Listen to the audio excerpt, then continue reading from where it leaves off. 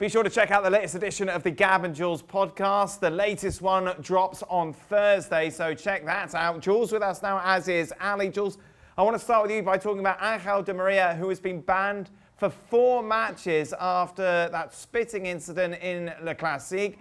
You tweeted out the maximum was 6. Why on earth didn't they ban him for 6?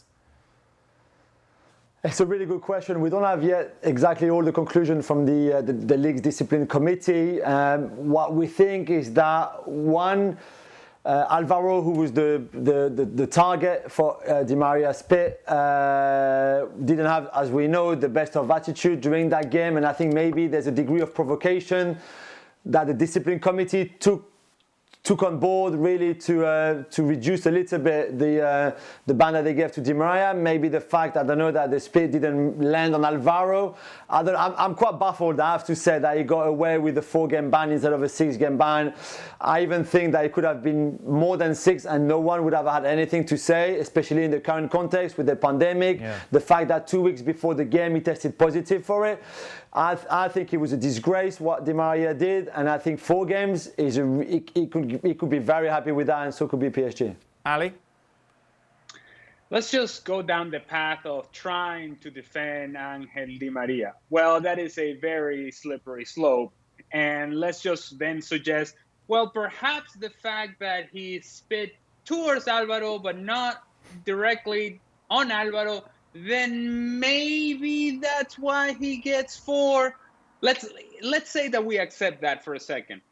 Well, what about the stupidity test that he failed miserably? Because as Julien just mentioned, the fact that he tested positive for COVID, the fact that all the protocols that are going on around all leagues, including Ligue 1, and he then decides, guess what? Let me go with spitting. Let's go with that. Let's make that the solution to all of our issues. Ángel Di María, just on the stupidity scale, deserves 6 games. 4 is just way, way too lenient. He deserved far more than this. And what he did is inexcusable in the best of times and certainly inexcusable in the current reality we live in. Meanwhile, we're still waiting for any sort of conclusion regarding the Neymar and the racism incidents, Jules. It will be next week, Dan. We know that the committee said that we will have all the conclusions next week, next Wednesday on the 30th of September. So by then they will have an extra week to, again, have a proper look at everything. I think they will prepare also the questions that they will have for Álvaro and for Neymar, and maybe other players that they would want to bring in. But certainly by next Wednesday, we should know what will happen to both Neymar and Álvaro, because they could both be banned, both be in trouble for the insult that they both mentioned, racial ones for both sides. It's so strange to talk in that way, but yeah, another week and then we will know.